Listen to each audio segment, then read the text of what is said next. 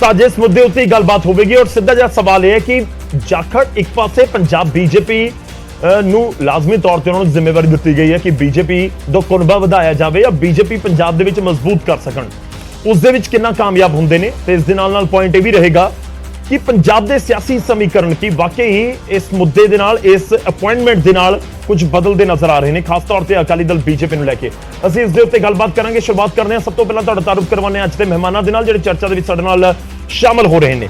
ਸਾਡੇ ਨਾਲ ਅਨਿਲ ਸਰੀਨ ਸਾਹਿਬ ਜੁੜ ਰਹੇ ਨੇ, ਪ੍ਰੈਜ਼ੈਂਟ ਕਰਨਗੇ। ਸਰੀਨ ਸਾਹਿਬ ਬਹੁਤ-ਬਹੁਤ ਸਵਾਗਤ ਹੈ ਨਿਊਜ਼ 18 ਪੰਜਾਬ ਦੇ ਉੱਤੇ। ਸਾਡੇ ਨਾਲ ਕਰਨੈਲ ਸਿੰਘ ਪੀਰ ਮੁਹੰਮਦ ਜੀ ਨੇ, ਸ਼੍ਰੋਮਣੀ ਅਕਾਲੀ ਦਲ ਨੂੰ ਰਿਪਰੈਜ਼ੈਂਟ ਕਰਨਗੇ। ਪੀਰ ਮੁਹੰਮਦ ਜੀ ਬਹੁਤ-ਬਹੁਤ ਸਵਾਗਤ ਹੈ। ਸਾਡੇ ਨਾਲ ਪ੍ਰਿਤਪਾਲ ਸਿੰਘ ਬਲੀਏਵਾਲ ਜੀ ਜੁੜ ਰਹੇ ਨੇ, ਕੈਪਟਨ ਅਮਰਿੰਦਰ ਸਿੰਘ ਦੇ ਬਹੁਤ ਕਰੀਬੀ ਨੇ। ਬਲੀਵਾਲ ਸਾਹਿਬ ਬਹੁਤ ਤੁਹਾਡਾ ਸਵਾਗਤ ਹੈ। ਇਹ ਕਿਹਾ ਜਾ ਰਿਹਾ ਹੈ ਕਿ ਕੈਪਟਨ ਅਮਰਿੰਦਰ ਸਿੰਘ ਦੀ ਐਂਟਰੀ ਹੋਈ ਤੇ ਉਸ ਤੋਂ ਬਾਅਦ ਜਾਖੜ ਦੀ ਐਂਟਰੀ ਹੁੰਦੀ ਹੈ। ਇਹ ਸਾਰਾ ਆਪਸ ਦੇ ਵਿੱਚ ਲਿੰਕ ਜੁੜਦੇ ਨੇ, ਇਸ ਕਰਕੇ ਬਲੀਵਾਲ ਸਾਹਿਬ ਤੋਂ ਵੀ ਅੱਜ ਬਹੁਤ ਸਾਰੇ ਸਵਾਲ ਹੋਣਗੇ। ਸਵਾਗਤ ਹੈ ਸਰ ਤੁਹਾਡਾ ਵੀ ਬਹੁਤ-ਬਹੁਤ। ਇਸ ਦੇ ਨਾਲ ਹੀ ਸਾਡੇ ਨਾਲ ਪ੍ਰੋਫੈਸਰ ਗੁਰਮੀਤ ਸਿੰਘ ਜੀ ਜੁੜ ਰਹੇ ਨੇ, ਸਿਆਸੀ ਮਾਹਰ ਨੇ। ਸਰ ਤੁਹਾਡਾ ਵੀ ਬਹੁਤ-ਬਹੁਤ ਸਵਾਗਤ ਹੈ ਨਿਊਜ਼ 18 ਪੰਜਾਬ ਦੇ ਉੱਤੇ। ਮੈਂ ਸ਼ੁਰੂਆਤ ਅੱਜ ਬੀਜੇਪੀ ਤੋਂ ਕਰਦਾ ਹਾਂ। ਸਰੀਨ ਸਾਹਿਬ, ਤੁਸੀਂ ਪੁਰਾਣੇ ਬੀਜੇਪੀ ਦੇ ਵਿੱਚੋਂ ਅਸੀਂ ਤੁਹਾਨੂੰ ਗਿਣਦੇ ਹਾਂ, ਪੰਜਾਬ ਦੇ ਤੁਹਾਨੂੰ ਜਿਹੜੇ ਤੁਹਾਡੇ ਵਰਕਰ ਨੇ ਔਰ ਲੋਕ ਨੇ ਉਹ ਵੀ ਉਸ ਤਰੀਕੇ ਨਾਲ ਗਿਣਦੇ ਨੇ। ਅੱਜ ਮੈਂ ਸ਼ੁਰੂਆਤ ਇੱਥੋਂ ਕਰਨ ਜਾ ਰਿਹਾ ਕਿ ਨਾਰਾਜ਼ਗੀ ਬੇਸ਼ੱਕ ਇੱਕ ਲੀਡਰ ਦੀ ਸਾਹਮਣੇ ਆਈ, ਅਰੁਣ ਨਾਰੰਗ, ਜੋ ਖੂਬ ਚਰਚਾ ਦੇ ਵਿੱਚ ਇਸ ਸਮੇਂ ਹੈਗੇ ਨੇ, ਖੁੱਲ ਕੇ ਬੋਲਦੇ ਨਜ਼ਰ ਆਏ ਔਰ ਉਹਨਾਂ ਨੇ ਪਾਰਟੀ ਦੇ ਅਹੁਦਿਆਂ ਤੋਂ ਅਸਤੀਫਾ ਵੀ ਦਿੱਤਾ। ਪਰ ਕੀ ਜਾਖੜ ਦੇ ਨਾਲ ਪੰਜਾਬ ਬੀਜੇਪੀ ਦੀ ਇਕਾਈ ਜਾਂ ਕਹੀਏ ਕਿ ਪੁਰਾਣੇ ਟਕਸਾਲੀ ਬੀਜੇਪੀ ਵਾਲੇ ਨਾਲ ਤੁਰਨਗੇ? ਇੱਕ ਵੱਡਾ ਸਵਾਲ ਹੈ। ਤੁਸੀਂ ਅੱਜ ਇਸ ਡਿਬੇਟ ਦੇ ਵਿੱਚ ਲਾਜ਼ਮੀ ਤੌਰ ਤੇ ਹਾਂ ਕਹੋਗੇ ਕਿ ਹਾਂ ਹਾਈ ਕਮਾਂਡ ਦਾ ਫੈਸਲਾ ਹੈ, ਪਰ ਕਿਵੇਂ, ਕਿਹੜਾ ਫਾਰਮੂਲਾ ਹੈ ਜਿਸ ਦੇ ਤਹਿਤ ਬੀਜੇਪੀ ਦੇ ਵੱਲੋਂ ਜਾਖੜ ਨੂੰ ਕਮਾਨ ਸੌਂਪ ਦਿੱਤੀ ਗਈ? ਗੌਰਵ ਜੀ, ਭਾਰਤੀ ਜਨਤਾ ਪਾਰਟੀ ਇੱਕ ਕੈਡਰ ਬੇਸਡ ਪਾਰਟੀ ਹੈ ਔਰ ਇੱਕ ਡਿਸਪਲਿਨ ਪਾਰਟੀ ਗਿਣੀ ਜਾਂਦੀ ਹੈਗੀ ਹੈ। ਔਰ ਅਸੀਂ ਸਾਰੇ ਜਿਹੜੇ ਹੈਗੇ ਆ ਕਮਲ ਦੇ ਫੁੱਲ ਦੇ ਚੜ੍ਹਤ ਵਾਸਤੇ ਕੰਮ ਕਰਦੇ ਹੈਗੇ ਆ ਜੀ। ਅਲੱਗ-ਅਲੱਗ ਜ਼ਿੰਮੇਵਾਰੀਆਂ ਆਉਂਦੀਆਂ ਰਹਿਣ ਜਾਂਦੀਆਂ ਰਹਿੰਦੀਆਂ ਨੇ, ਇੱਕ ਪਾਰਟੀ ਦੀ ਪ੍ਰਕਿਰਿਆ ਹੈ। ਔਰ ਸ਼ਾਇਦ ਹਿੰਦੁਸਤਾਨ ਦੀ ਇੱਕੋ ਇੱਕ ਪਾਰਟੀ ਹੈ ਜਿੱਥੇ ਹਰ 3 ਸਾਲ ਬਾਅਦ ਜਿਹੜਾ ਹੈਗਾ ਹੈ ਜ਼ਿੰਮੇਵਾਰੀਆਂ ਬਦਲਦੀਆਂ ਨੇ, ਚਾਹੇ ਉਹ ਪ੍ਰਦੇਸ਼ ਅਧਿਕਸ਼ ਹੋਵੇ, ਚਾਹੇ ਜ਼ਿਲ੍ਹਾ ਅਧਿਕਸ਼ ਹੋਣ ਜਾਂ ਹੋਰ ਜ਼ਿੰਮੇਵਾਰੀਆਂ ਜਿਹੜੀਆਂ ਪਾਰਟੀ ਦੀਆਂ ਆਉਂਦੀਆਂ ਨੇ। ਇੱਕੋ ਇੱਕ ਪਾਰਟੀ ਹੈ ਜਿੱਥੇ 3 ਸਾਲ ਬਾਅਦ ਜਿਹੜਾ ਹੈਗਾ ਵਾ ਉਹ ਜ਼ਿੰਮੇਵਾਰੀ ਬਦਲਦੀ ਹੈ ਸਭ ਦੀ। ਔਰ ਉਸੇ ਪ੍ਰਕਿਰਿਆ 'ਚ ਚੱਲਦੇ ਹੋਏ ਅਸ਼ਵਨੀ ਸ਼ਰਮਾ ਜੀ ਬੜਾ ਅੱਛਾ ਕੰਮ ਕੀਤਾ ਉਹਨਾਂ ਨੇ ਪੰਜਾਬ ਦੇ ਕਠਿਨ ਸਮੇਂ ਦੇ ਵਿੱਚ ਵੀ ਡਟ ਕੇ ਪਾਰਟੀ ਨੂੰ ਖੜਾ ਹੀ ਨਹੀਂ ਰੱਖਿਆ, ਉਹ ਫਰੰਟ ਫੁੱਟ ਤੇ ਲੜਾਈ ਵੀ ਲੜੀ ਔਰ ਅੱਗੇ ਵਧਾਉਣ ਵਾਸਤੇ ਬਹੁਤ ਕੰਮ ਕੀਤਾ। ਉਹਨਾਂ ਦਾ ਟੈਨਿਓਰ ਜਿਹੜਾ ਸੀਗਾ ਜਨਵਰੀ ਦੇ ਵਿੱਚ ਖਤਮ ਹੋ ਗਿਆ ਸੀਗਾ ਤੇ ਸੁਭਾਵਿਕ ਹੈ ਕਿ ਬਦਲ ਆਣਾ ਸੀਗਾ, ਤੇ ਲੇਕਿਨ ਪਾਰਟੀ ਨੇ ਉਹਨਾਂ ਨੂੰ ਕਿਹਾ ਕਿ ਜਦ ਤੱਕ ਬਦਲਵਾ ਪ੍ਰਬੰਧ ਨਹੀਂ ਹੁੰਦਾ ਤਦ ਤੱਕ ਤੁਸੀਂ ਆਪਣੀ ਜ਼ਿੰਮੇਵਾਰੀ ਨੂੰ ਕੰਟੀਨਿਊ ਕਰੋ। ਤੇ ਉਸੇ ਤਹਿਤ ਜਿਹੜਾ ਹੈਗਾ ਵਾ ਹੁਣ ਨਵੇਂ ਪ੍ਰਧਾਨ ਸੁਨੀਲ ਜਾਖੜ ਜੀ ਆਏ ਨੇ। ਜਿੱਥੇ ਤੱਕ ਸੁਨੀਲ ਜਾਖੜ ਜੀ ਦਾ ਸਵਾਲ ਹੈ, ਅਸੀਂ ਪਹਿਲੀ ਗੱਲ ਤੇ ਉਹਨਾਂ ਨੂੰ ਵਧਾਈ ਵੀ ਦਿੰਦੇ ਹਾਂ ਔਰ ਇਸ ਗੱਲ ਦਾ ਸਵਾਗਤ ਵੀ ਕਰਦੇ ਹਾਂ ਔਰ ਅਸੀਂ ਆਭਾਰ ਵਿਅਕਤ ਕਰਦੇ ਹਾਂ ਮੋਦੀ ਸਾਹਿਬ ਦਾ, ਅਮਿਤ ਸ਼ਾਹ ਜੀ ਦਾ, JP ਨੱਡਾ ਜੀ ਦਾ ਜੀ, ਕਿ ਪੰਜਾਬ ਨੂੰ ਇੱਕ ਐਸੇ ਸਟਾਲਵਰਟ ਦਿੱਤੇ ਨੇ ਜਿਨ੍ਹਾਂ ਦਾ ਇੱਕ ਲੰਬਾ ਤਜਰਬਾ ਹੈ। 3 ਸਾਲ ਵਿਧਾਇਕ ਰਹੇ, ਲੀਡਰ ਆਫ ਆਪੋਜੀਸ਼ਨ ਵੀ ਰਹੇ। ਔਰ ਮੈਂ ਤੁਹਾਨੂੰ ਵਿਚਾਲੇ ਮਾੜਾ ਜਿਹਾ ਰੋਕ ਰਿਹਾ, ਤੁਸੀਂ ਕੰਪਲੀਟ ਕਰੋਗੇ ਮੈਨੂੰ ਪਤਾ ਹੈ, ਪਰ ਦੇਖੋ ਤੁਸੀਂ ਵਧਾਈ ਬੜੇ ਖੁੱਲੇ ਦਿਲ ਦੇ ਨਾਲ ਦੇ ਦਿੱਤੀ। ਪਰ ਮੈਂ ਅਸ਼ਵਨੀ ਸ਼ਰਮਾ ਜੀ ਦੇ ਟਵੀਟ ਪੜ੍ਹ ਰਿਹਾ ਸੀ, ਜਿਹੜੇ ਉਹਨਾਂ ਦੇ ਬਿਆਨ ਜਾਰੀ ਹੋਏ ਨੇ, ਉਸ ਦੇ ਵਿੱਚ ਵਧਾਈ ਵਾਲੀ ਗੱਲ ਮਿਸਿੰਗ ਹੈਗੀ ਹੈ। ਚਲੋ ਮੈਂ ਆਨਾ ਉਸ ਤੇ ਵੀ। ਔਰ ਇੱਕ ਲੰਬਾ ਤਜਰਬਾ ਹੈ ਪਾਰਟੀ ਚਲਾਉਣ ਦਾ ਵੀ, ਵਿਧਾਇਕੀ ਦਾ ਵੀ, ਮੈਂਬਰ ਆਫ ਪਾਰਲੀਮੈਂਟ ਦਾ ਵੀ, ਬਿਲਕੁਲ, ਔਰ ਲੀਡਰ ਆਫ ਆਪੋਜੀਸ਼ਨ ਹੋਣ ਦਾ ਵੀ। ਔਰ ਸੁਭਾਵਿਕ ਹੈ ਕਿ ਉਹਨਾਂ ਦਾ ਜਿਹੜਾ ਇਹ ਤਜਰਬਾ ਹੈਗਾ ਉਹਦਾ ਲਾਭ ਭਾਰਤੀ ਜਨਤਾ ਪਾਰਟੀ ਨੂੰ ਮਿਲੇਗਾ। ਔਰ ਅਸੀਂ ਜਿਹੜਾ 23 ਤੋਂ 117 ਔਰ 3 ਤੋਂ 13 ਸੀਟਾਂ ਲੜਨ ਜਾ ਰਹੇ ਹਾਂ, ਉਹਦੇ ਵਿੱਚ ਉਹਨਾਂ ਦਾ ਇਹ ਤਜਰਬਾ ਬਹੁਤ ਵੱਡਾ ਇੱਕ ਮੀਲ ਪੱਥਰ ਸਾਬਤ ਹੋਏਗਾ ਔਰ ਅਸੀਂ ਸਾਰੇ ਰਲ ਕੇ ਪਾਰਟੀ ਨੂੰ ਅੱਗੇ ਵਧਾਉਣ ਵਾਸਤੇ ਉਹਨਾਂ ਦੀ ਲੀਡਰਸ਼ਿਪ ਦੇ ਵਿੱਚ ਕੰਮ ਕਰਾਂਗੇ। ਠੀਕ ਹੈ। ਔਰ ਜਿੱਥੇ ਤੱਕ ਤੁਸੀਂ ਅਸ਼ਵਨੀ ਜੀ ਦੀ ਗੱਲ ਕੀਤੀ ਹੈ, ਐਸਾ ਕੁਝ ਨਹੀਂ ਹੈ। ਬਾਕੀ ਤੁਹਾਡਾ ਕਿਉਂਕਿ ਪੱਤਰਕਾਰ ਦਾ ਇੱਕ ਨਜ਼ਰੀਆ ਅਲੱਗ ਹੁੰਦਾ ਔਰ ਜਦ ਤੱਕ ਉਹ ਨਮਕ ਮਿਰਚ ਨਾ ਹੋਵੇ ਗੱਲ ਨਹੀਂ ਬਣਦੀ। ਅਸ਼ਵਨੀ ਜੀ ਨੇ ਬੜੇ ਖੁੱਲੇ ਮਨ ਨਾਲ ਜਿਹੜਾ ਹੈਗਾ ਨਹੀਂ, ਦੇਖੋ ਗੱਲ ਇਹ ਹੈ ਉਹਨਾਂ ਨੇ ਆਪਣੀ ਟਰਨ ਪੂਰੀ ਕੀਤੀ ਹੈ। ਬਹੁਤ ਇੰਟਰਸਟਿੰਗ ਗੱਲ ਕਹੀ ਹੈ ਤੁਸੀਂ ਸਰੀਨ ਸਾਹਿਬ। ਕੁਝ ਗੱਲਾਂ ਹੁੰਦੀਆਂ ਨੇ ਉੱਥੇ ਪੱਤਰਕਾਰਾਂ ਨੂੰ ਨਮਕ ਮਿਰਚ ਲਗਾਉਣਾ ਪੈਂਦਾ ਹੈ, ਕਈ ਬਿਲਕੁਲ ਐਨ ਤੁਸੀਂ ਕਹਿ ਸਕਦੇ ਹੋ ਰੈਡੀ ਟੂ ਈਟ ਵਾਲੀਆਂ ਹੁੰਦੀਆਂ ਜਾਂ ਰੈਡੀ ਟੂ ਸਰਵ ਵਾਲੀਆਂ ਹੁੰਦੀਆਂ। ਐਸਾ ਮੈਂ ਯਕੀਨ ਨਾਲ ਕਹਿ ਸਕਦਾ, ਐਸਾ ਕੁਝ ਨਹੀਂ ਹੈ। ਮੇਰੀ ਅਸ਼ਵਨੀ ਨਾਲ ਅੱਜ ਵੀ ਗੱਲ ਹੋਈ ਹੈ, ਮੇਰੀ ਕੱਲ ਵੀ ਗੱਲ ਹੋਈ ਸੀਗੀ। ਔਰ ਪਾਰਟੀ ਅਸੀਂ ਸਾਰੇ ਹਰ ਵੇਲੇ ਪਰਿਵਰਤਨ ਵਾਸਤੇ ਤਿਆਰ ਰਹਿੰਦੇ ਹਾਂ ਜੀ। ठीक है, चलो मैं ਤੁਹਾਡੇ ਕੋਲ ਵਾਪਸ ਆਉਂਗਾ। ਅਸੀਂ ਤਿਆਰ ਰਹਿੰਦੇ ਆ। ਠੀਕ ਹੈ, ਤੁਸੀਂ ਜਿਹੜੀ ਬਦਲਾਅ ਵਾਲੀ ਗੱਲ ਕਹੀ ਹੈ ਨਾ, ਉਹ ਬਿਲਕੁਲ ਜਿਹੜੇ ਤੁਹਾਡੇ ਵਰਕਰ ਇਸ ਸਮੇਂ ਤੁਹਾਨੂੰ ਸੁਣ ਰਹੇ ਨੇ ਉਹਨਾਂ ਨੂੰ ਹਜ਼ਮ ਹੋ ਰਹੀ ਹੈ। ਪਰ ਮੈਂ ਅਗਲੇ ਪੁਆਇੰਟ ਤੇ ਆਉਂਗਾ, ਤੁਸੀਂ ਸਮਝ ਰਹੇ ਹੋਣੇ ਕਿਹੜਾ ਪੁਆਇੰਟ ਹੈ, ਪਰ ਮੈਂ ਇੱਕ ਵਾਰੀ ਸਾਰੇ ਮਹਿਮਾਨਾਂ ਦਾ ਰੁਖ ਕਰਨਾ। ਮੈਂ ਪ੍ਰੋਫੈਸਰ ਗੁਰਮੀਤ ਜੀ ਦਾ ਰੁਖ ਕਰਦਾ। ਸਰ, ਮੇਰੀ ਆਵਾਜ਼ ਹੋਪਫੁਲੀ ਤੁਹਾਡੇ ਤੱਕ ਪਹੁੰਚ ਰਹੀ ਹੋਏਗੀ। ਸਵਾਲ ਹੈ ਕਿ ਸਭ ਤੋਂ ਪਹਿਲਾਂ ਇਹ ਕਿ ਤੁਹਾਨੂੰ ਲੱਗਦਾ ਕਿ ਸੁਨੀਲ ਜਾਖੜ ਇੱਕ ਪਰਫੈਕਟ ਚੁਆਇਸ ਸੀ ਬੀਜੇਪੀ ਦੇ ਲਈ ਬਤੌਰ ਪ੍ਰਧਾਨ? ਪੰਜਾਬ ਦੇ ਵਿੱਚ ਹਿੰਦੂ ਚਿਹਰਾ ਨੇ, ਬੀਜੇਪੀ ਨੇ ਹਿੰਦੂ ਚਿਹਰੇ ਨੂੰ ਇੱਕ ਵਾਰ ਫਿਰ ਤੋਂ ਤਰਜੀਹ ਦਿੱਤੀ ਹੈ ਪੰਜਾਬ ਦੇ ਵਿੱਚ ਕਿ ਉਹਨਾਂ ਨੂੰ ਪ੍ਰਧਾਨਗੀ ਸੌਂਪੀ ਗਈ। ਹਿੰਦੂ ਚਿਹਰਾ ਨੇ ਇੱਕ ਵੱਡਾ ਆਧਾਰ ਰਿਹਾ, ਇੱਕ ਵੱਡਾ ਸਿਆਸਤਦਾਨ ਹੈ, ਕੈਪਟਨ ਦੇ ਕਰੀਬੀ ਨੇ, ਕਾਂਗਰਸ ਦਾ ਵੱਡਾ ਨਾਮ ਰਹੇ ਨੇ, ਸਭ ਕੁਝ ਚੀਜ਼ਾਂ ਨਜ਼ਰ ਆ ਰਹੀਆਂ ਨੇ। ਬਸ ਇੱਕੋ ਪੁਆਇੰਟ ਸੀ, ਨਾ ਸੰਘ ਦੇ ਨਾਲ ਜੁੜੇ ਰਹੇ ਤੇ ਨਾ ਹੀ ਟਕਸਾਲੀ ਬੀਜੇਪੀ ਕਹੀਏ ਕਿ ਪਿਛਲੇ 5 10 20 ਸਾਲ ਤੋਂ ਬੀਜੇਪੀ ਨਾਲ ਉਹ ਨਹੀਂ ਸੀ। ਸਿਰਫ 1 ਸਾਲ ਕਰੀਬ 411 ਦਿਨ ਦਾ ਬੀਜੇਪੀ ਦਾ ਉਹਨਾਂ ਦਾ ਪੂਰਾ ਟਰਨਓਵਰ ਹੁਣ ਤੱਕ ਰਿਹਾ ਤੇ ਸਿੱਧੀ ਪ੍ਰਧਾਨਗੀ ਵਾਲੀ ਕੁਰਸੀ ਮਿਲੀ ਹੈ। टकसाली बीजेपी नहीं, वो किसी तरह के भी बीजेपी की कोई 50 साल आप जानते हो उन्होंने कांग्रेस की राजनीति की है। उनके फादर बलराम जाखड़ थे जो लोकसभा के स्पीकर रहे, वो आप जानते हैं कांग्रेस में थे। और जाहिर सी बात है कि अब पार्टियों में जो काडर बेस्ड पार्टी अभी कह रहे थे हमारे बीजेपी के साथी, अब चाहे भारतीय जनता पार्टी, अब आप देखो सिद्धू साहब 3 बार बीजेपी से एमपी रहे और आज वो कांग्रेस में बैठे हैं, है ना।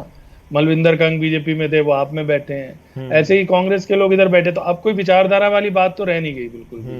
हर पार्टी में आप आसाम के जो मुख्यमंत्री आज बीजेपी के हैं, जो बहुत पॉपुलर चेहरा बने हुए हैं योगी जी के बाद, कहते हैं योगी जी से उनका कंपटीशन चल रहा है, वो भी पहले कांग्रेस में थे। ज्योतिरादित्य सिंधिया, मतलब अब तो कोई अलग वो जो पार्टी में डिफरेंस वाली बात तो रह नहीं गई। अब सवाल है कि भारतीय जनता पार्टी में वो हजम कर लेंगे या नहीं, भारतीय डाइजेस्ट हो जाएगा या नहीं, वो बात है। पचा लेगी इनकी जो काडर है वो नहीं, वो बात है। वो अब जैसी आज की तारीख में बीजेपी में हालात हैं, जितना कंट्रोल है, तो हाईकमान का जो फैसला होगा उसको मानना तो बीजेपी में लाजमी है कि वो जरूरी है, वो करना पड़ेगा। आपको पता है गुजरात में पूरी सरकार बदल दी थी, फिर भी चू नहीं हुई थी। मुख्यमंत्री के साथ सारे मंत्री भी बदल दिए थे। तो ये एक स्टाइल है, मिनिस्टर्स बदल दिए पहले। भारतीय जनता पार्टी की एक स्टाइल है जो इन्होंने इवॉल्व करी है और वो कामयाब, अपनी तरफ से कामयाब है। जब तक देखिए कामयाबी चलती है तब तक सब कुछ अच्छा ही अच्छा लगता है। तो अभी तो जब वो सफलता मिलती है उनको चुनाव में बार बार, मोदी जी ने 2014 में अपने दम पे सत्ता में आए, 19 में और ज्यादा ले गए, 303 सीटें हो गई, है ना। तो तब तक सब कुछ अच्छा लगता है, हर स्ट्रेटेजी, हर पत्ता सीधा बैठता है। तो आज की तारीख में सब यही कहेंगे जी मास्टर स्ट्रोक है, ये है वो है ना, ये कर दिया जी, कमाल कर दिया। अब वो डिपेंड करेगा। अभी तो पीछे ये भी चर्चा चल रही थी कि अकाली दल से दोबारा रिवाइवल भी हो सकता है भारतीय जनता पार्टी का, ऐसी भी चर्चा थी। अब क्या वो होगा या नहीं होगा, या भारतीय जनता पार्टी अब जो सबसे बड़ा सवाल है पंजाब के रिलेशन में, वो ये है कि जो टीम बनेगी भारतीय जनता पार्टी की, अब उसमें कितने लोग ऐसे होंगे जो सुनील जाखड़ की पृष्ठभूमि के होंगे और कितने ऐसे होंगे जो हमारे साथी बैठे हैं भारतीय जनता पार्टी के, जो बेचारे टकसाली लोग हैं, वो होंगे। वो बहुत बड़ी बात है। और मुझे लगता है वहां पर भारतीय जनता पार्टी असर्ट करेगी, क्योंकि भारतीय जनता पार्टी में ना कई चेक एंड बैलेंस है, कई तरह से इनका काम चलता है। आप जानते हैं संघ से लोग आते हैं, संगठन सचिव बनते हैं, ये होता है वो होता है। अभी जाखड़ जी ने तो संतोष जी का नाम भी लिया उसमें अपने बाइट में, बिल्कुल। तो वो आगे देखने वाला इंटरेस्टिंग होगा, क्योंकि एक जमाने में ऐसा लगता था कि सिद्धू जो है वो भारतीय जनता पार्टी अगर वो रहते तो उनके दम पे भारतीय जनता पार्टी आगे अपने दम पर पंजाब में कुछ कमाल करने की कोशिश करती। अब जाखड़ साहब हैं, कैप्टन साहब हैं, तो ये चलती रहती हैं चीजें, आने वाले दिनों में पता लगेगा। लेकिन हाँ, एक बड़ा मूव है भारतीय जनता पार्टी की तरफ से, जिसकी चर्चा काफी दिन से थी, कोई नया नहीं है कि ये लोग जो कांग्रेस से आए हैं, वो सवाल है कि क्या वो पूरी कांग्रेस टेक ओवर कर लेगी क्या पंजाब बीजेपी को, वो एक बड़ा सवाल है। बिल्कुल, ये इंपॉर्टेंट सवाल है।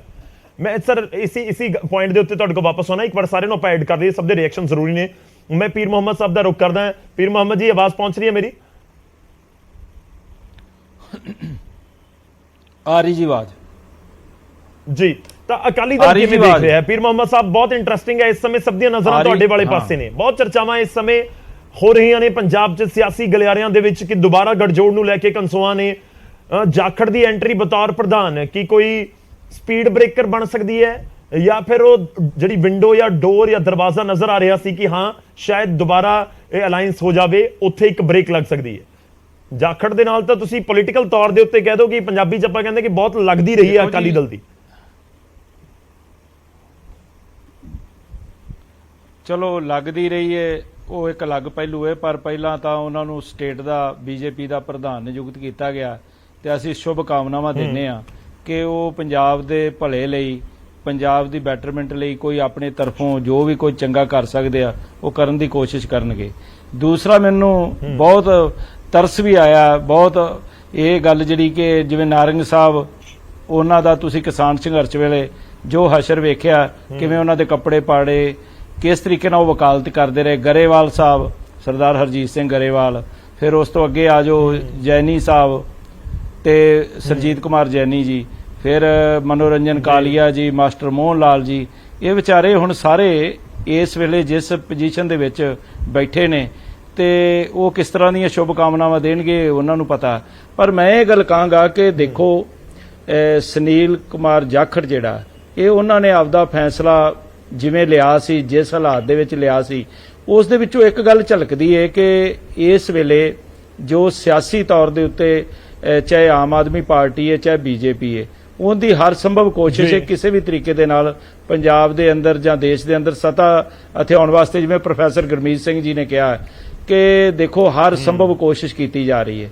ਤੇ ਇੱਕ ਜਿਵੇਂ ਪੂਰੀ ਦੀ ਪੂਰੀ ਕਾਂਗਰਸ ਦੀ ਕੈਬਨਿਟ ਜਿਹੜੀ ਹੈ ਉਹ ਬੀਜੇਪੀ ਨੂੰ ਜੁਆਇਨ ਕਰ ਗਈ ਤੇ ਫਿਰ ਉਸ ਤੋਂ ਬਾਅਦ ਪੰਜਾਬ ਦੇ ਜਿਹੜੇ ਉਸ ਵੇਲੇ ਦੇ ਮੁੱਖ ਮੰਤਰੀ ਸਨ ਕੈਪਟਨ ਅਮਰਿੰਦਰ ਸਿੰਘ, ਉਹ ਜੁਆਇਨ ਕਰ ਗਏ। ਸੋ ਉਹ ਤਾਂ ਸਾਰੇ ਲੋਕਾਂ ਦੇ ਵਿੱਚ ਸਾਰਾ ਮਸਲਾ ਗਿਆ ਹੋਇਆ, ਲੋਕਾਂ ਨੇ ਫੈਸਲਾ ਕਰਨਾ। ਪਰ ਸਭ ਤੋਂ ਵੱਡੀ ਗੱਲ ਜਿਹੜੀ ਹੈ ਕਿ ਜਿਹੜਾ ਵਾਰ-ਵਾਰ ਆਪਾਂ ਇਹ ਗੱਲ ਕਹਿ ਰਹੇ ਹਾਂ ਕਿ ਸ਼੍ਰੋਮਣੀ ਅਕਾਲੀ ਦਲ ਦੇ ਨਾਲ ਕਿਸ ਤਰੀਕੇ ਦੀ ਗੱਲ ਚੱਲ ਰਹੀ ਹੈ। ਦੇਖੋ ਸ਼੍ਰੋਮਣੀ ਅਕਾਲੀ ਦਲ ਦੇ ਨਾਲ ਬੀਜੇਪੀ ਦਾ ਸਮਝੌਤਾ ਰਿਹਾ, ਸ੍ਰੀ ਅਟਲ ਬਿਹਾਰੀ ਵਾਜਪੇਈ ਜੀ ਦੇ ਸਮੇਂ ਜਿਹੜੀ ਸੀ ਬੀਜੇਪੀ ਉਸ ਵੇਲੇ ਸਰਦਾਰ ਪ੍ਰਕਾਸ਼ ਸਿੰਘ ਬਾਦਲ ਦੇ ਨਾਲ ਜਿਵੇਂ ਹਰ ਮਸਲੇ ਦੇ ਉੱਤੇ ਸਲਾਹ ਮਸ਼ਵਰਾ ਕਰਕੇ ਕੁਝ ਪੰਜਾਬ ਦੇ ਭਲੇ ਲਈ, ਜੋ ਚੰਗੇ ਕਿਸਾਨਾਂ ਦੇ ਭਲੇ ਲਈ, ਜਵਾਨਾਂ ਦੇ ਭਲੇ ਲਈ ਕੁਝ ਚੰਗੇ ਫੈਸਲੇ ਲੈ ਜਾਂਦੇ ਸੀ। ਲੇਕਿਨ ਉਸ ਤੋਂ ਬਾਅਦ ਜਿਸ ਤਰੀਕੇ ਦੇ ਨਾਲ ਕਿਸਾਨ ਸੰਘਰਸ਼ ਦੇ ਦਰਮਿਆਨ ਬੀਜੇਪੀ ਦੀ ਲੀਡਰਸ਼ਿਪ ਨੇ ਸ਼੍ਰੋਮਣੀ ਅਕਾਲੀ ਦਲ ਨੂੰ ਹਨੇਰੇ ਵਿੱਚ ਰੱਖਣ ਦੀ ਕੋਸ਼ਿਸ਼ ਕੀਤੀ ਤਾਂ ਉਸ ਵੇਲੇ ਸ਼੍ਰੋਮਣੀ ਅਕਾਲੀ ਦਲ ਉਹਦੇ ਚੋਂ ਬਾਹਰ ਆ ਗਿਆ ਸੀ। ਹੁਣ ਮੌਜੂਦਾ ਸਮੇਂ ਦੇ ਵਿੱਚ ਦੇਖੋ ਖਬਰਾਂ ਰੋਜ਼ ਹੀ ਇਸ ਤਰ੍ਹਾਂ ਦੀਆਂ ਕਿਆਸ ਰਾਈਆਂ ਮੀਡੀਆ ਵੱਲੋਂ ਲਗਾਈਆਂ ਜਾਂਦੀਆਂ। ਹੁਣ ਮੀਡੀਆ ਨੂੰ ਵੀ ਖਬਰ ਚਾਹੀਦੀ ਹੈ, ਉਹ ਆਪਣੇ ਪੱਧਰ ਤੇ ਲਗਾਉਂਦਾ, ਪਰ ਇਹਦਾ ਫੈਸਲਾ ਜਿਹੜਾ ਉਹ ਜਿਹੜੀ ਹਾਈ ਕਮਾਂਡ ਹੈ ਸ਼੍ਰੋਮਣੀ ਅਕਾਲੀ ਦਲ ਦੇ ਪ੍ਰਧਾਨ ਸਰਦਾਰ ਸੁਖਬੀਰ ਸਿੰਘ ਬਾਦਲ ਨੇ, ਜਿੰਨੀ ਸਾਡੀ ਸ਼੍ਰੋਮਣੀ ਅਕਾਲੀ ਦਲ ਦੀ ਪ੍ਰਮੁੱਖ ਲੀਡਰਸ਼ਿਪ ਹੈ, ਉਹਨਾਂ ਦੇ ਨਾਲ ਵਿਚਾਰ ਵਟਾਂਦਰਾ ਕਰਕੇ ਇਹਦੇ ਉੱਪਰ ਉਹਨਾਂ ਨੇ ਹੀ ਬਿਆਨ ਦੇਣਾ ਹੈ ਕਿ ਇਹ ਜਿਹੜੀਆਂ ਕਿਆਸ ਰਾਈਆਂ ਲਗਾਈਆਂ ਜਾਂਦੀਆਂ ਜਾਂ ਇਹਦੇ ਵਿੱਚ ਕੀ ਸੱਚਾਈ ਹੈ। ਇਸ ਬਾਰੇ ਤਾਂ ਜਿਹੜਾ ਪਾਰਟੀ ਫਾਰਮ ਦੇ ਉੱਤੋਂ ਹੀ ਜਿਹੜਾ ਫੈਸਲਾ ਸਾਂਝੇ ਤੌਰ ਤੇ ਆਵੇਗਾ। ਪਰ ਮੈਂ ਇੱਕ ਗੱਲ ਕਹਿਣੀ ਚਾਹਣਾ ਕਿ ਸ਼੍ਰੋਮਣੀ ਅਕਾਲੀ ਦਲ ਨੂੰ ਸਭ ਤੋਂ ਪਹਿਲਾਂ ਪੰਜਾਬ ਦੇ ਹਿੱਤ ਤੇ ਪੰਥ ਦੇ ਹਿੱਤ ਪਿਆਰੇ ਨੇ। ਬਹੁਤ ਸਾਰੇ ਮਸਲੇ ਨੇ ਜਿਹੜੇ ਕੇਂਦਰ ਦੀ ਸਰਕਾਰ ਕੋਲੋਂ, ਪਿਛਲੀਆਂ ਸਰਕਾਰਾਂ ਦੇ ਕੋਲੋਂ ਵੀ ਸ਼੍ਰੋਮਣੀ ਅਕਾਲੀ ਦਲ ਜੋ ਕਹਿੰਦਾ ਰਿਹਾ ਕਿ ਇਹ ਮਸਲੇ ਜਿਹੜੇ ਜਿੰਨੀ ਦੇਰ ਤੱਕ ਤੁਸੀਂ ਹੱਲ ਨਹੀਂ ਕਰਦੇ, ਕਿਉਂਕਿ ਪੰਜਾਬ ਨੂੰ ਦੂਜੇ ਰਾਜਾਂ ਵਾਂਗ ਨਾ ਸਮਝਿਆ ਜਾਵੇ। ਪੰਜਾਬ ਇੱਕ ਜਜ਼ਬਾਤ ਦਾ ਨਾਂ ਹੈ, ਇੱਕ ਇਸ ਤਰ੍ਹਾਂ ਦੀ ਕੌਮ ਇੱਥੇ ਵਸਦੀ ਜਿਹਨੂੰ ਗੁਰੂ ਸਾਹਿਬ ਨੇ ਇੱਕ ਨਿਆਰਾਪਣ ਦਿੱਤਾ, ਸਾਡੀ ਵੱਖਰੀ ਹੈਸੀਅਤ ਹੈ, ਵੱਖਰੀ ਪਹਿਚਾਣ ਹੈ, ਉਸ ਦੇ ਉੱਪਰ ਸਾਡਾ ਪਹਿਰਾ ਦੇਣਾ ਸਭ ਤੋਂ ਸਾਡੇ ਲਈ ਜਿਹੜੀ ਰਾਜ ਸੱਤਾ ਉਹਦੇ ਤੋਂ ਪਹਿਲਾਂ ਉਹ ਸਾਰੀਆਂ ਗੱਲਾਂ ਹੈਗੀਆਂ ਨੇ। ਸੋ ਉਸ ਦੇ ਵਿੱਚ ਜਿਹੜੇ ਮਸਲੇ ਨੇ ਉਹ ਇੱਕ ਲੰਮਾ ਸਾਡੇ ਬੰਦੀ ਸਿੰਘਾਂ ਦੀ ਨਹੀਂ ਜੀ। ਪੀਰ ਮੁਹੰਮਦ ਜੀ, ਲੋਕ ਇਹ ਜਾਣਨਾ ਚਾਹੁੰਦੇ ਨੇ ਕਿ ਜਾਖੜ ਨੂੰ ਦਿੱਤੀ ਗਈ ਕਮਾਨ ਕੀ ਕੋਈ ਅਲਾਈਅੰਸ ਦੇ ਵਿਚਾਲੇ ਰੋੜਾ ਤਾਂ ਨਹੀਂ ਬਣ ਸਕਦੀ?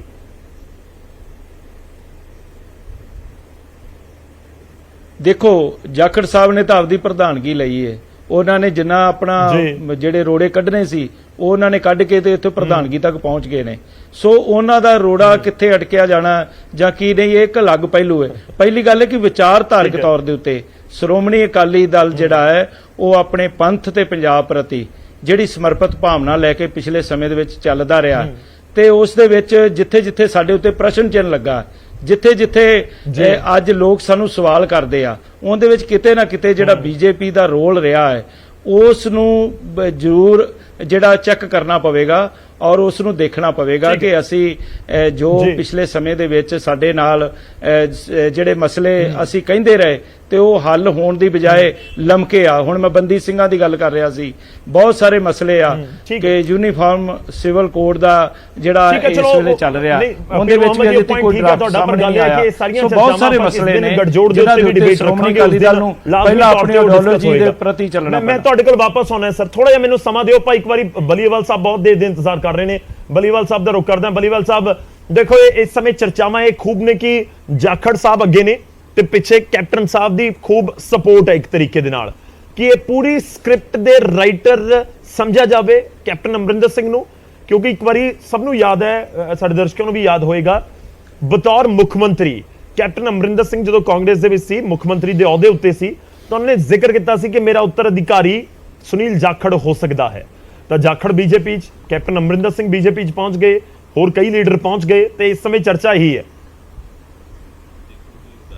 ਪਹਿਲਾਂ ਤਾਂ ਅੱਜ ਜਾਖੜ ਸਾਹਿਬ ਪੰਜਾਬ ਬੀਜੇਪੀ ਦੇ ਪ੍ਰਧਾਨ ਬਣੇ ਆ, ਮੇਰੇ ਵੱਲੋਂ ਉਹਨਾਂ ਨੂੰ ਮੁਬਾਰਕਬਾਦ।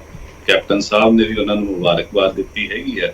ਤੇ ਮੈਂ ਇਦੋਂ ਅੱਗੇ ਬੋਲਾਂ ਕਿਉਂਕਿ ਬੀਜੇਪੀ ਦੇ ਪ੍ਰਵਕਤਾ ਇੱਥੇ ਬੈਠੇ ਨੇ, ਮੁੱਖ ਪ੍ਰਵਕਤਾ ਸਾਡੇ ਵੱਡੇ ਭਰਾ ਅਨਿਲ ਸਰੀਨ ਜੀ, ਉਹ ਕਈ ਚੀਜ਼ਾਂ ਨੂੰ ਲੈ ਕੇ, ਕਿਉਂਕਿ ਬੀਜੇਪੀ ਦੇ ਅਧਿਕਾਰਿਕ ਤੌਰ ਤੇ ਉਹਨਾਂ ਨੇ ਗੱਲ ਰੱਖਣੀ ਆ, ਕੌਣ ਪਿੱਛੇ ਕੌਣ ਅੱਗੇ। ਇਹ ਜ਼ਰੂਰ ਹੈ ਕਿ ਜਾਖੜ ਸਾਹਿਬ ਦੀ ਤੇ ਕੈਪਟਨ ਸਾਹਿਬ ਦੀ ਦੋਸਤੀ ਬਹੁਤ ਚੰਗੀ ਰਹੀ ਹੈ, ਬਹੁਤ ਚੰਗੀ ਟ੍ਰੇਡਿੰਗ ਰਹੀ ਹੈ। ਤੇ ਜਦੋਂ ਸਰਕਾਰ ਸੀਗੀ ਤਾਂ ਇਹਨਾਂ ਦੋਹਾਂ ਨੇ ਮਿਲ ਕੇ ਕਈ ਇਲੈਕਸ਼ਨਾਂ ਵੀ ਦਿੱਤੀਆਂ।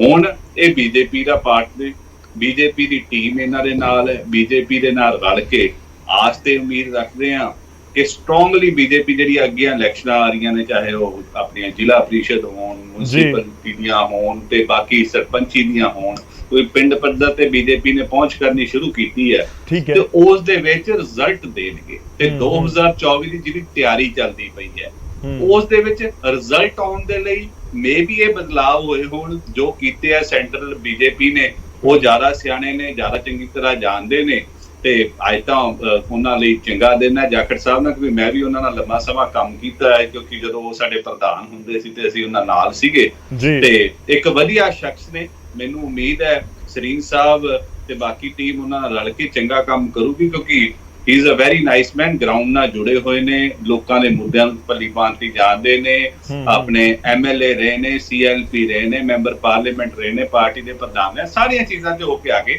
ਤੇ ਜਿਵੇਂ ਤੁਸੀਂ ਕਿਹਾ ਕਿ ਕੈਪਟਨ ਅਮਰਿੰਦਰ ਸਿੰਘ ਨੇ ਕਿਹਾ ਸੀ ਮੇਰਾ ਉੱਤਰਾਧਿਕਾਰੀ ਸੁਨੀਲ ਜਾਖੜ ਸੁਨੀਲ ਜਾਖੜ ਹੈ, ਤੇ ਆਸ ਉਮੀਦ ਕਰਦੇ ਹਾਂ ਜੇ ਪੰਜਾਬ ਦੀ ਵਾਗਡੋਰ ਜਿਵੇਂ ਉਸ ਵੇਲੇ ਕਾਂਗਰਸ ਨੇ ਉਹਨਾਂ ਨੂੰ ਵੀ ਜਲੀਲ ਕੀਤਾ ਕੈਪਟਨ ਅਮਰਿੰਦਰ ਸਿੰਘ ਤੋਂ ਬਾਅਦ, ਜੋ ਜਲਾਲਤ ਲੈ ਕੇ ਉਹ ਪਾਰਟੀ ਨੂੰ ਛੱਡ ਕੇ ਗਏ ਨੇ, ਉਸ ਹਿਸਾਬ ਨਾਲ ਤਾਂ ਰੱਬ ਮਿਹਰ ਕਰੇ ਉਹਨਾਂ ਤੇ ਬੀਜੇਪੀ ਜਿਹੜੀ ਆਪਦੀ ਇੱਛਾ ਰੱਖਦੀ ਹੈ ਪੰਜਾਬ ਦੇ ਵਿੱਚ ਆਪਦੇ ਦਮ ਤੇ ਸਰਕਾਰ ਬਣਾਉਣ ਦੀ, ਉਹ ਇੱਛਾ ਪੂਰੀ ਕਰਨ ਦੇ ਵਿੱਚ ਮੈਨੂੰ ਲੱਗਦਾ ਕਿ ਉਹ ਸਾਰਥਕ ਹੋਣਗੇ ਜੀ।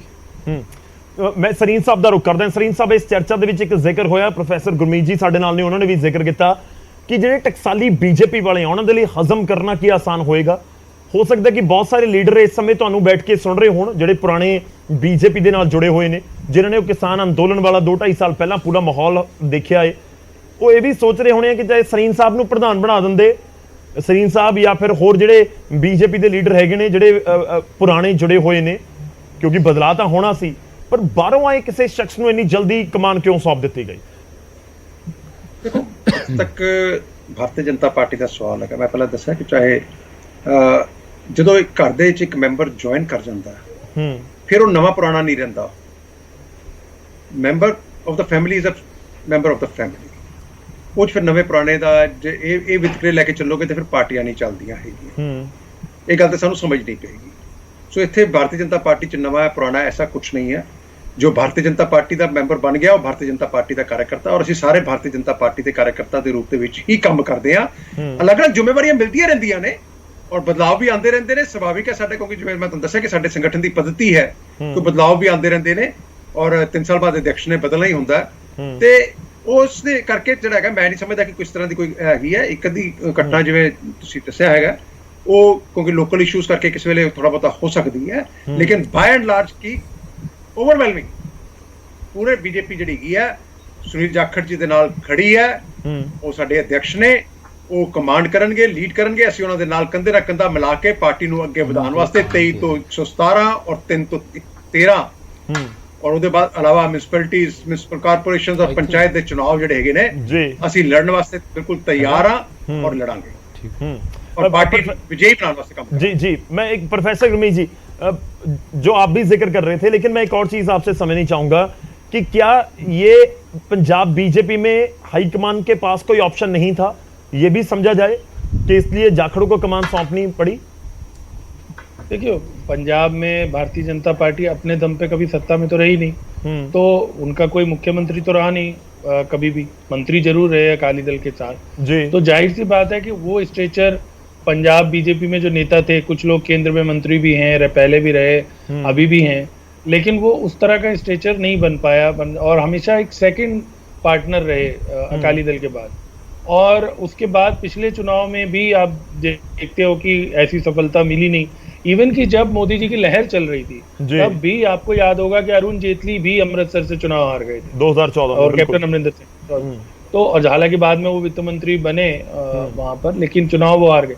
तो पंजाब में भारतीय जनता पार्टी उस समय भी कामयाब नहीं हो पाई, जबकि वो अन्य कई प्रदेशों में, इवन की नॉर्थ ईस्ट में, इवन की कुछ साउथ की स्टेट्स में, एक दो को छोड़ के उन्होंने सफलता प्राप्त की। क्यों नहीं की? क्योंकि बहुत सारे लोगों को लगा कि वो कभी फ्रंट पे आए ही नहीं। पिछली चुनाव में भी जो विधानसभा चुनाव हुआ था उसमें भी अगर आप देखोगे तो अमरिंदर सिंह तो अलग हो चुके थे, उनका टाई अप भी हो चुका था, हालांकि एक अलग पार्टी थी, लेकिन उनका जो परफॉर्मेंस था वो बहुत ही डिसमल था, बहुत ही जिसे कहते हैं जमानत तक नहीं बच रही थी जी, कोई सीट भी नहीं आई उनकी पार्टी। तो अब इसी तरह सुनील जाखड़ जो है, जाहिर सी बात है कि वो मुख्यमंत्री, ऐसा चर्चा थी कि बनते बनते रह गए, उनके पक्ष में लोग थे और अंबिका सोनी ने कह दिया कि हिंदू सिख चेहरा ही होना चाहिए और ये सारी बातें हैं। लेकिन पंजाब में ये तो पूछने की बात ही नहीं। अगर पंजाब बीजेपी के पास कोई स्टॉलवर्ट ऐसा नेता होता तो जाहिर सी बात है कि उन्हें बाहर से इतने सारे लोगों को लाने की तो जरूरत नहीं थी, तो वो लाए हैं। कई और स्टेट्स में भी ऐसा किया है उन्होंने। ठीक है, हाँ बिल्कुल। आज जो अनाउंस भी किए गए हैं उनमें भी कुछ थोड़े सरप्राइजिंग नाम तो जरूर थे, अलग अलग जो स्टेट्स के किए गए, इनफैक्ट तेलंगाना का भी। मैं एक और चीज छोटी सी जानना चाहता हूं, मैं पीर मोहम्मद जी का रुख करूंगा। प्रोफेसर गुरमीत, आप अकाली दल के अलायंस को लेकर बहुत सारी चर्चाएं हैं, अब वो चर्चा अलायंस दोबारा हो पाता है या नहीं हो पाता एक अलग इशू है, लेकिन क्या जाखड़ को कमान सौंपना उस अलायंस को लेकर किसी रणनीति का कोई हिस्सा नजर आता है आपको? नहीं, देखिए, पहली बात तो जो अकाली दल के प्रवक्ता थे, हालांकि अच्छी बात है, आदमी को संभल के ही बात करनी चाहिए, लेकिन उन्होंने बड़ा आमतौर पर प्रवक्ता बोल देते हैं कि नहीं नहीं जी कोई ऐसी बात नहीं है, लेकिन उन्होंने डिनाई नहीं किया अभी वो ये। दूसरी बात, अगर हम बीजेपी के एंगल से देखें तो जाहिर सी बात है कि क्योंकि जब सीटों का तालमेल होगा तो इतने बड़े बड़े नेता सो कॉल्ड जिनका नाम बड़ा बड़ा है, वैसे तो देखिए चुनाव में जो जीता वही बड़ा होता है, ये सब तो हार गए, अमरिंदर सिंह खुद हार गए, लेकिन फिर भी नो डाउट इतने साल मुख्यमंत्री रहे। जाखड़ साहब आपको पता है गुरदासपुर से एमपी भी रहे जी, वहां तो सारे स्टार एमपी थे, उनसे पहले विनोद खन्ना थे, बाद में सनी देओल थे, बीच में जाखड़ साहब थे। तो वो पंजाब में बीजेपी अगर अब अकाली दल से अलायंस करेगी भी तो वो पहले वाला तो रहेगा नहीं सीटों का तालमेल, बिल्कुल, तो उसमें अब तो वो बराबरी का या इवन ज्यादा हक मांग सकते हैं। तो मुझे, अगर आप मेरे से पूछेंगे तो मुझे लगता है कि पंजाब में जाखड़ साहब को लाने का मकसद ये है कि बीजेपी अभी पहले ये एक्सप्लोर करना चाहती है या देखना चाहती है कि कितना उसे रिस्पांस मिलता है। हर रोज राजनीति में आकलन होते हैं और बीजेपी तो अब बहुत तेज है इसमें, पता नहीं कितनी एजेंसियां लगी रहती हैं, बीजेपी के अपने नेताओं को नहीं पता होता कि कौन सी एजेंसी उनके आकलन कर रही है कई बार। तो इतनी इंडिपेंडेंट चैनल है, उनसे वो देखेंगे, जैसे कहते हैं ना टेस्टिंग द वाटर, वो देखेंगे, लोकसभा में देखेंगे, उसके बाद वो आगे फैसला करेंगे कि उनके अकेले की बस की बात है या नहीं है। जाहिर सी बात है, अगर उन्हें ये लगेगा कि नहीं है हमें लोकसभा चुनाव, पहली प्रायोरिटी तो 2024 है कि मोदी जी की हैट्रिक हो पाए, सबका टारगेट भारतीय जनता पार्टी या उनके शुभचिंतकों का वही है, तो अब 2024 में बहुत सारी चीजें अभी डिपेंड का, अभी तो और नेता आप जानते हैं, अश्विनी कुमार तो आ ही चुके हैं शायद, और मनीष तिवारी की भी बीच बीच में चर्चा चलती रहती है। तो अब लोकसभा चुनाव में कितने लोग ऐसे होंगे जो लड़ेंगे, ये सारी चीजें पे डिपेंड करेगा। अगर भारतीय जनता पार्टी को ये लगता है, सीधी सी बात है कि हमें सारी सीटों पे लड़के फायदा है, तो वो अकाली दल से समझौता नहीं करेंगे। उनको कोई ये नहीं है कि जी बादल साहब से बहुत प्रेम है या सम्मान है, ऐसे तो राजनीति चलती नहीं, वो अपनी जगह है। बादल साहब के उसमें सब लोग आए थे, आप जानते हैं, शीर्ष के नेता मोदी भी आए थे, वो अपनी जगह है। राजनीति में भारतीय जनता पार्टी अपना तोलेगी। आजकल तो जैसे मैंने बताया एजेंसीज हैं, वो बताएंगी कि हाँ इसमें फायदा है। अगर उन्हें लगेगा कि हम अकेले लड़के कुछ कमाल कर सकते हैं और जाखड़ जी का कोई माहौल बनाने में अगले एक आध महीने में वो कामयाब हो पाते हैं, क्योंकि लगभग 10 महीने रह गए, तो फिर वो अलायंस नहीं होगा। और अगर उन्हें लगेगा कि ऐसा नहीं हो सकता तो फिर हो सकता है, लेकिन मुझे लगता है बीजेपी की पहली कोशिश यही है कि वो सभी सीटों पे अपना assessment बिल्कुल, करना मतलब चाहते 24 पर पूरा फोकस होगा इस समय की 24 को किस तरह से हैंडल करना है या 24 में किस तरह से जीतना, उसके ऊपर फोकस होगा। पीर मोहम्मद साहब, ਤੁਸੀਂ ਡਿਨਾਈ ਨਹੀਂ ਕਰ ਰਹੇ, ਦੇਖੋ ਗੱਲ ਦਰਸ਼ਕਾਂ ਨੇ ਵੀ ਫੜੀ ਹੋਏਗੀ ਇਹੀ ਜਿਹੜੀ ਅਲਾਈਅੰਸ ਨੂੰ ਲੈ ਕੇ ਮੈਂ ਵਾਰ-ਵਾਰ ਸਵਾਲ ਕਰ ਰਿਹਾ ਸੀ, ਤੁਸੀਂ ਅਲੱਗ-ਅਲੱਗ ਮੁੱਦਿਆਂ ਦਾ ਜ਼ਿਕਰ ਕਰ ਰਹੇ ਹੋ। ਦੇਖੋ ਗੱਲ ਇਹ ਹੈ ਸ਼ੁਕਲਾ ਸਾਹਿਬ, ਮੇਨ ਗੱਲ ਨਾ ਤੁਸੀਂ ਦੇਖੋ ਪਾਰਟੀ ਦੀ ਜਿਹੜੀ ਆਈਡੀਓਲੋਜੀ ਹੈ ਉਹ ਕੀ ਕਹਿੰਦੀ ਹੈ, ਉਹਦੇ ਵਿੱਚ ਸਾਡੇ ਕੋਲ ਜੀ। ਜਿੱਥੇ ਵੋਟਰ ਆਮ ਪਾਰਟੀਆਂ ਵੋਟਰ ਵੱਲ ਦੇਖਦੀਆਂ, ਅਸੀਂ ਨਾਲ ਆਪਣੀ ਕੌਮ ਨੂੰ ਵੀ ਦੇਖ ਰਹੇ ਹਾਂ। ਆਪਣੀ ਕੌਮ ਜਿਹੜੀ ਸ਼੍ਰੋਮਣੀ ਅਕਾਲੀ ਦਲ ਹੈ ਇੱਕ ਖੇਤਰੀ ਪਾਰਟੀ ਹੈ, ਔਰ ਜਿਵੇਂ ਬੀਜੇਪੀ ਹੈ ਹੁਣ ਦੇਖੋ ਬੀਜੇਪੀ ਪੂਰੇ ਦੇਸ਼ ਦੇ ਵਿੱਚ ਇੱਕ ਪੋਲਰਾਈਜ਼ ਸਿਆਸਤ ਦੇ ਉੱਤੇ ਉਤਰੀ ਹੋਈ ਹੈ। ਉਹਨੂੰ ਬਹੁਤ ਸਾਰੇ ਜਿਹੜੇ ਵੋਟਰ ਹੈ ਉਹ ਆਪਣੇ ਉਹ ਦਿਸਦੇ ਆ। ਸਾਡੀ ਪੰਜਾਬ ਦੀ ਧਰਤੀ ਦੇ ਉੱਤੇ ਜਿੱਥੇ ਅਸੀਂ ਸਾਰੇ ਧਰਮਾਂ ਦਾ ਸਤਿਕਾਰ ਕਰਦੇ ਆ, ਉੱਥੇ ਸਾਡੀ ਆਪਣੀ ਸਿੱਖ ਕੌਮ ਹੈ। ਸਿੱਖ ਕੌਮ ਦੇ ਜਜ਼ਬਾਤਾਂ ਨੂੰ ਸਾਹਮਣੇ ਰੱਖ ਕੇ ਦੇਖੋ ਸਮਝੌਤਾ ਤਾਂ ਪਹਿਲਾਂ ਰਿਹਾ ਬੀਜੇਪੀ ਨਾਲ, ਉਹ ਕੋਈ ਵੱਖਰੀ ਗੱਲ ਨਹੀਂ ਕਿ ਆਉਣ ਵਾਲੇ ਸਮੇਂ ਦੇ ਵਿੱਚ ਲੀਡਰਸ਼ਿਪ ਕੀ ਕਰਦੀ ਹੈ। ਇਹ ਫੈਸਲਾ ਜਿਹੜਾ ਹੈ ਜਿਹੜੀ ਆਪਣੇ ਲੀਡਰਸ਼ਿਪ ਦੇ ਸਾਡੀ ਦੇ ਪ੍ਰਧਾਨ ਨੇ ਸਰਦਾਰ ਸੁਖਬੀਰ ਸਿੰਘ ਬਾਦਲ, ਉਹਨਾਂ ਨੇ ਸਾਰੀ ਸੀਨੀਅਰ ਲੀਡਰਸ਼ਿਪ ਨਾਲ ਵਿਚਾਰ ਵਟਾਂਦਰੇ ਕਰਨ ਤੋਂ ਬਾਅਦ ਮੈਂ ਰੈਪੂਟੇਸ਼ਨ ਕਰਦਿਆਂ ਦੁਬਾਰਾ ਕਹਿ ਦਿਆਂ। ਪਰ ਮੈਂ ਇਹ ਗੱਲ ਕਹਿਣੀ ਚਾਹਣਾ ਕਿ ਜੋ ਪਿਛਲੇ ਸਮੇਂ ਦੇ ਵਿੱਚ ਕਾਂਗਰਸ ਨੇ ਕੀਤਾ ਸਾਡੇ ਨਾਲ, ਜੋ ਹੁਣ ਜੇ ਅਸੀਂ ਜਿਸ ਨੂੰ ਆਪਣਾ ਕਿਹਾ, ਉਹ ਆਪਣੇ ਜਿਹੜੇ ਆ ਉਹ ਕੁਝ ਆਪਣਾ ਦਿਖਾਉਣ ਤਾਂ ਸਹੀ ਕਿ ਅਸੀਂ ਉਹਨਾਂ ਨੇ ਪੰਜਾਬ ਦੇ ਵੇਖੋ ਇਹਨਾਂ ਦੀ ਲੀਡਰਸ਼ਿਪ ਦੇ ਕਈ ਬੰਦੇ ਇਹੋ ਜਿਹੇ ਹੌਲੇ ਬਿਆਨ ਦੇ ਜਾਂਦੇ ਆ। ਅਸੀਂ ਕਿਸੇ ਨੇ ਕੋਈ ਸਮਝੌਤੇ ਦੀ ਗੱਲ ਹੀ ਨਹੀਂ ਕੀਤੀ। ਉਹ ਆਣ ਕੇ ਕਹਿਣਗੇ ਜੀ ਅਸੀਂ ਇਹਨਾਂ ਨਾਲ ਕੋਈ ਸਮਝੌਤਾ ਨਹੀਂ ਕਰਾਂਗੇ। ਭਾਈ ਤੁਹਾਡੇ ਕੋਲ ਕੋਈ ਜਾ ਕੇ ਚੱਲ ਕੇ ਗਿਆ ਕਿ ਜਿਸ ਨੇ ਮਿਹਨਤ ਕੀਤੀ ਹੋਵੇ ਕਿ ਤੁਸੀਂ ਸਾਡੇ ਨਾਲ ਸਮਝੌਤਾ ਕਰੋ। ਸਮਝੌਤੇ ਦੀਆਂ ਕਿਆਸ ਰਾਈਆਂ ਜਿਹੜੀਆਂ ਨੇ ਉਹ ਟੀਵੀ ਚੈਨਲਾਂ ਦੇ ਉੱਤੇ, ਪ੍ਰਿੰਟ ਮੀਡੀਆ ਦੇ ਵਿੱਚ, ਸੋਸ਼ਲ ਮੀਡੀਆ ਦੇ ਉੱਤੇ ਚੱਲਦੀਆਂ ਰਹਿੰਦੀਆਂ। ਪਹਿਲਾਂ ਤਾਂ ਸਾਡੇ ਜਿਹੜੇ ਕਰੰਟ ਇਸ਼ੂ ਨੇ ਕੌਮ ਦੇ, ਸਾਡਾ ਪੰਜਾਬ ਦਾ ਪਾਣੀ ਲੁੱਟਿਆ ਗਿਆ, ਸਾਡਾ ਇੱਥੇ ਐਮਐਸਪੀ ਦੀ ਗੱਲ ਹੋਈ, ਕਿਸਾਨਾਂ ਨੇ ਐਡਾ ਵੱਡਾ ਸੰਘਰਸ਼ ਲੜਿਆ, 700-800 ਕਿਸਾਨ ਜਿਹੜਾ ਸ਼ਹੀਦ ਹੋ ਗਿਆ। ਔਰ ਤੁਸੀਂ ਦੇਖੋ ਇੱਥੇ ਕਈ ਮਸਲੇ ਨੇ ਜਿਹੜੇ ਪੰਜਾਬ ਦੇ ਜੋ ਸ਼੍ਰੋਮਣੀ ਅਕਾਲੀ ਦਲ ਜਿਹਦੇ ਲਈ ਸੰਘਰਸ਼ ਕਰਦਾ ਰਿਹਾ, ਉਹਦੇ ਪ੍ਰਤੀ ਸੁਹਿਰਦਤਾ ਤਾਂ ਦਿਖਾਉਣੀ ਪਏਗੀ। ਹੁਣ ਕੀ ਮਜਬੂਰੀ ਹੈ ਮੌਜੂਦਾ ਕੇਂਦਰ ਸਰਕਾਰ ਦੀ, ਜਿਹੜੇ ਸਾਡੇ ਬੰਦੀ ਸਿੰਘ ਨੇ ਜਿਨ੍ਹਾਂ ਨੇ ਜੇਲਾਂ ਜਿਹੜਾ ਕਾਨੂੰਨ ਅਨੁਸਾਰ ਜਿਹੜੀਆਂ ਸਜ਼ਾਵਾਂ ਦਿੱਤੀਆਂ ਗਈਆਂ ਸੀ ਉਹ ਆਪਣੀਆਂ ਪੂਰੀਆਂ ਕਰ ਚੁੱਕੇ ਨੇ। ਤੁਸੀਂ ਦੇਖੋ ਦੇਸ਼ ਦੀ ਜੇਲ੍ਹ ਦੇ ਵਿੱਚ ਕੋਈ ਇੱਕ ਵੀ ਕੈਦੀ ਦਿਖਾ ਦਿਓ। ਚਾਹ ਰਹੇ ਹੋ ਕਿ ਜਿਹੜੇ ਇਹ ਮੁੱਦੇ ਨੇ ਬੰਦੀ ਸਿੰਘਾਂ ਵਾਲੇ ਜਾਂ ਫਿਰ ਯੂਸੀਸੀ ਦਾ ਵੀ ਤੁਸੀਂ ਜ਼ਿਕਰ ਕਰ ਦਿੱਤਾ ਕਿ ਇਹਨਾਂ ਦੇ ਉੱਤੇ ਜਦੋਂ ਤੱਕ ਇੱਕ ਰਾਈ ਨਹੀਂ ਬਣਦੀ ਉਸ ਵੇਲੇ ਤੱਕ ਅਲਾਇੰਸ ਪੋਸੀਬਲ ਨਹੀਂ ਹੈਗਾ। ਤੁਸੀਂ ਦੇਖੋ ਢੀਂਡਸਾ ਸਾਹਿਬ ਨੇ ਬੜੇ ਸਾਡੇ ਸਤਿਕਾਰਯੋਗ ਨੇ ਜੀ, ਉਹਨਾਂ ਨੂੰ ਪੁੱਛ ਲਿਓ, ਉਹਨਾਂ ਨਾਲ ਇੰਟਰਵਿਊ ਕਰ ਲਿਓ। ਮੈਂ ਜਦੋਂ ਦਿੱਲੀ ਜਾ ਰਹੇ ਸੀ ਸ੍ਰੀ ਅਮਿਤ ਸ਼ਾਹ ਜੀ ਕੋਲੋਂ ਤੇ ਮੈਂ ਢੀਂਡਸਾ ਸਾਹਿਬ ਨਾਲ ਗੱਲ ਕੀਤੀ। ਮੈਂ ਉਹਨਾਂ ਨੂੰ ਕਿਹਾ ਕਿ ਤੁਸੀਂ ਅੱਜ ਜਾਣਾ ਹੈ ਤੇ ਤੁਸੀਂ ਆ ਜਿਹੜੇ ਮਸਲੇ ਆ ਇਹਨਾਂ ਦੇ ਉੱਤੇ ਕੋਈ ਗੱਲ ਕਰੋਗੇ? ਉਹ ਕਹਿੰਦੇ ਜੀ ਇਹਨਾਂ ਦੇ ਉਹ ਅਜੇ ਇਸ ਪਾਸੇ ਵੱਲ ਧਿਆਨ ਨਹੀਂ ਦਿੰਦੇ। ਤੇ ਤੁਸੀਂ ਢੀਂਡਸਾ ਸਾਹਿਬ ਦਾ ਦੂਜਾ ਬਿਆਨ ਵੀ ਸੁਣਿਆ ਹੋਵੇਗਾ, ਉਹ ਕਹਿੰਦੇ ਕਿ ਕਮਜ਼ੋਰ ਲੋਕਾਂ ਦੇ ਨਾਲ ਗੱਲ ਨਹੀਂ ਕੀਤੀ ਜਾਂਦੀ। ਤੇ ਜੇ ਸ਼੍ਰੋਮਣੀ ਅਕਾਲੀ ਦਲ ਦੀ ਸਮੁੱਚੀ ਲੀਡਰਸ਼ਿਪ ਜਿਹੜੇ ਸਾਡੇ ਵਿੱਚੋਂ ਬਾਹਰ ਗਏ ਨੇ ਉਹ ਸਾਰੇ ਅੱਜ ਇਕਜੁੱਟ ਹੋਣ, ਸ਼੍ਰੋਮਣੀ ਅਕਾਲੀ ਦਲ ਜਿਹੜੀ ਇੱਕ ਤਾਕਤ ਦੇ ਰੂਪ ਦੇ ਵਿੱਚ ਪੰਜਾਬ ਦੀ ਧਰਤੀ ਦੇ ਉੱਤੇ ਰਾਜ ਕਰਦੀ ਰਹੀ ਹੈ ਤੇ ਸਾਨੂੰ ਰਾਜ ਕਰਨ ਤੋਂ ਕੋਈ ਰੋਕ ਨਹੀਂ ਸਕਦਾ। ਅਸੀਂ ਆਉਣ ਵਾਲੇ ਸਮੇਂ ਦੇ ਵਿੱਚ ਵੀ, ਕਿਉਂਕਿ ਲੋਕ ਜਿਹੜੇ ਆ ਪੰਜਾਬ ਦੇ ਉਹ ਆਪਣੀ ਪਾਰਟੀ ਨੂੰ ਪਿਆਰ ਕਰਦੇ ਆ, ਸ਼੍ਰੋਮਣੀ ਅਕਾਲੀ ਦਲ ਨੂੰ ਪਿਆਰ ਕਰਦੇ ਆ, ਪੰਥ ਨੂੰ ਪਿਆਰ ਕਰਦੇ ਆ। ਪੰਜਾਬ ਦੀ ਧਰਤੀ ਦੇ ਉੱਤੇ ਜੋ ਜਾਤੀਆਂ ਪਿਛਲੀ ਸਰਕਾਰਾਂ ਨੇ ਕੀਤੀਆਂ ਇੰਟਰਸਟਿੰਗ ਹੈ। ਹਾਂਜੀ, ਤੁਹਾਡੀ ਗੱਲ ਜਿਹੜਾ ਪਹੁੰਚ ਰਹੀ ਹੋਵੇਗੀ, ਇੰਟਰਸਟਿੰਗ ਹੈ ਜਿਹੜੇ ਤੁਸੀਂ ਮੁੱਦਿਆਂ ਦਾ ਜ਼ਿਕਰ ਕਰ ਰਹੇ ਹੋ ਕਿ ਉਹਨਾਂ ਮੁੱਦਿਆਂ ਦੇ ਉੱਤੇ ਗੱਲ ਬਣਦੀ ਵਿਗੜ ਸਕਦੀ ਹੈ। ਕੋਈ ਗੱਲ ਚੱਲ ਵੀ ਰਹੀ ਹੈ, ਨਹੀਂ ਚੱਲ ਰਹੀ ਹੈ, ਵੀ ਇੱਕ ਇਸ਼ੂ ਲਾਜ਼ਮੀ ਤੌਰ ਤੇ ਜਿਸ ਦੇ ਉੱਤੇ ਵਿਚਾਰਾਂ ਹੋਣੀਆਂ ਚਾਹੀਦੀਆਂ। ਪਰ ਜਾਖੜ ਤਾਂ ਪ੍ਰਧਾਨ ਬਣ ਚੁੱਕੇ ਨੇ ਪੰਜਾਬ ਬੀਜੇਪੀ ਦੇ। ਜਾਖੜ ਉਹੀ ਨੇ ਜੋ ਅਕਾਲੀ ਦਲ ਦੇ ਖਿਲਾਫ ਬਹੁਤ ਤਗੜਾ ਸਟੈਂਡ ਲੈਂਦੇ ਸੀ ਜਦੋਂ ਕਾਂਗਰਸ ਦੇ ਵਿੱਚ ਸੀ। ਤਾਂ ਕਿ ਜਾਖੜ ਦੀ ਇਸ ਵਾਲੇ ਪਾਸੇ ਐਂਟਰੀ ਬੀਜੇਪੀ ਦੇ ਨਾਲ ਨੇੜਤਾ ਜਾਂ ਬੀਜੇਪੀ ਅਕਾਲੀ ਦਲ ਦੇ ਵਿਚਾਲੇ ਅਲਾਇੰਸ ਨੂੰ ਲੈ ਕੇ ਕੋਈ ਅੜਿੱਕਾ ਬਣ ਸਕਦੀ ਹੈ? ਹਾਲਾਂਕਿ ਹਾਈ ਕਮਾਨ ਨੇ ਉਹ ਪੂਰਾ ਫੈਸਲਾ ਕਰਨਾ ਹੈ। ਬਲੀਵਾਲ ਸਾਹਿਬ, ਇੱਥੇ ਇੱਕ ਇਹ ਵੀ ਲੋਕਾਂ ਦੇ ਜ਼ਿਹਨ ਦੇ ਵਿੱਚ ਸਵਾਲ ਹੋਏਗਾ ਕਿ ਮੌਜੂਦਾ ਸਮੇਂ ਦੇ ਵਿੱਚ ਕਿਤੇ ਇਹ ਨਾ ਹੋ ਜਾਵੇ ਕਿ ਇੱਕ ਟੀਮ ਜਾਖੜ ਜਾਂ ਮੈਂ ਕਹਾਂ ਕਿ ਟੀਮ ਕੈਪਟਨ ਵਰਸਸ ਟੀਮ ਪੁਰਾਣੇ ਬੀਜੇਪੀ ਵਾਲੇ ਪੰਜਾਬ ਦੇ ਵਿੱਚ ਕੋਈ ਅਜਿਹੀ ਸਥਿਤੀ ਨਾ ਹੋ ਜਾਵੇ। ਬਹੁਤ ਮਜ਼ਬੂਤ ਬੀਜੇਪੀ ਪੰਜਾਬ ਦੇ ਵਿੱਚ 2022 ਦੀਆਂ ਚੋਣਾਂ 'ਚ ਨਜ਼ਰ ਨਹੀਂ ਆਈ ਤੇ ਇਸ ਵਿਚਾਲੇ ਜਾਖੜ ਦੇ ਸਾਹਮਣੇ ਉਹ ਚੁਣੌਤੀ ਹੋਏਗੀ ਜਾਂ ਕੈਪਟਨ ਅਮਰਿੰਦਰ ਸਿੰਘ ਦੇ ਸਾਹਮਣੇ ਚੁਣੌਤੀ ਹੋਏਗੀ ਕਿ ਉਹ ਕਿਵੇਂ ਕਾਡਰ ਬਣਾਉਣ, ਮਜ਼ਬੂਤ ਕਰਨ, ਪਿੰਡਾਂ ਦੇ ਵਿੱਚ ਪਹੁੰਚਣ, ਉੱਥੇ ਲੋਕਾਂ ਨੂੰ ਬੀਜੇਪੀ ਨਾਲ ਜੋੜ ਸਕਣ। ਦੇਖੋ ਗੌਰਵ ਜੀ, ਗੱਲ ਇਹ ਹੈ ਕਿ ਇਹ ਤਾਂ ਆਉਣ ਵਾਲੇ ਭਵਿੱਖ ਦੇ ਕਰਮ ਦੇ ਵਿੱਚ ਕੀ ਹੋਊਗਾ, ਕਿਉਂਕਿ ਅੱਜ ਤਾਂ ਜਾਖੜ ਸਾਹਿਬ ਨੇ ਪ੍ਰਧਾਨਗੀ ਲਈ ਹੈ ਅਸੀਂ ਤਾਂ ਸੋਚਿਆ ਸੀ ਕਿ ਅਸੀਂ ਬੋਕ ਦੇ ਸਿੰਘਾਂ ਨੂੰ ਹੱਥ ਪਾਵਾਂਗੇ ਕਿ ਉਹ ਸਰਕਾਰ ਵਾਲੇ ਕੋਈ ਕੈਪਟਨ ਅਮਰਿੰਦਰ ਸਿੰਘ ਦੇ ਪ੍ਰਤੀ ਕਰਦੇ ਸੀਗੇ ਤੇ ਉਹਨਾਂ ਨੂੰ ਕੋਈ ਜਵਾਬ ਜੂ ਦਵਾਂਗੇ, ਪਰ ਤੁਸੀਂ ਤਾਂ ਸਾਨੂੰ ਆਪਸ ਦੇ ਵਿੱਚ ਹੀ ਕੋਈ ਚੀਜ਼ਾਂ ਦੇ ਵਿੱਚ ਆ ਕੇ ਉਲਝਣ ਵਾਲਾ ਕੰਮ ਹੋਇਆ ਪਿਆ। ਸੋ ਇਹ ਸਾਰੀਆਂ ਚੀਜ਼ਾਂ ਰਲਿਲ ਸ਼ਰੀਫ ਜੀ ਬੈਠੇ ਨੇ, ਉਹ ਭਲੀ ਭਾਂਤੀ ਜਾਣੂ ਨੇ ਕਿ ਕੀ ਜਵਾਬ ਦੇਣੇ ਆ ਕੀ ਨਹੀਂ ਦੇਣੇ। ਮੈਂ ਤਾਂ ਕੈਪਟਨ ਸਾਹਿਬ ਦੇ ਦਾ ਇੱਕ ਸਾਥੀ ਆ ਜਿਹੜਾ ਉਹਨਾਂ ਦੇ ਨਾਲ, ਚਾਹੇ ਉਹ ਕਾਂਗਰਸ ਦੇ ਟਾਈਮ ਸੀ, PLC ਦੇ ਟਾਈਮ ਸੀ ਤੇ ਹੁਣ ਵੀ ਆ, ਤੇ ਉਹਨਾਂ ਦੇ ਨਾਲ ਰਹਿਣਾ ਤੇ ਉਹਨਾਂ ਦੇ ਦੇਖਦਾ ਮੀਡੀਆ ਵਗੈਰਾ। ਬਟ ਇਹਨਾਂ ਚੀਜ਼ਾਂ ਦੇ ਉੱਪਰ ਇੱਕ ਪਾਰਟੀ ਦੀ ਪਾਲਿਸੀ ਲਾਈਨ ਹੁੰਦੀ ਹੈ, ਉਹ ਪਾਲਿਸੀ ਲਾਈਨ ਦੇ ਅਕੋਰਡਿੰਗਲੀ ਕੈਪਟਨ ਸਾਹਿਬ ਵੀ ਚੱਲਣਗੇ, ਉਹੀ ਪਾਲਿਸੀ ਲਾਈਨ ਦੇ ਹਿਸਾਬ ਨਾਲ ਜਾਖੜ ਸਾਹਿਬ ਵੀ ਚੱਲਣਗੇ, ਉਸੇ ਪਾਲਿਸੀ ਲਾਈਨ ਦੇ ਨਾਲ ਜਿੰਨੀ BJP ਆ ਉਹ ਕੰਮ ਕਰ ਰਹੀ ਆ ਆਲਰੇਡੀ।